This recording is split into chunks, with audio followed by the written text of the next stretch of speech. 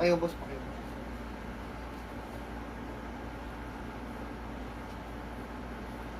Tapos after makainom ng tubig na may dasal, pakiramdaman kung yung mga iningindang sakit, andyan pa rin o nabawasan o ganun pa rin po. Ha?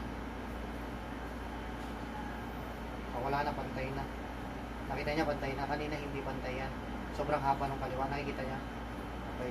So, lahat ng advice susundin po. Pumantay naman na yan. Ngayon, pakiramdaman po, may nagbago ba? Nabawasan o ganun pa rin?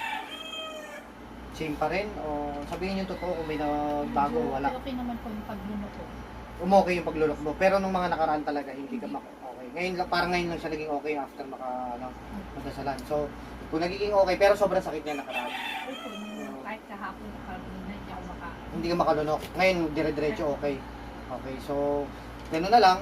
Lahat ng advice susundin para at least makaano ka na talaga sa ganyan sakit yung magtuloy-tuloy yan at yung hindi ka na magkaroon ng sakit na ganyan. Ha?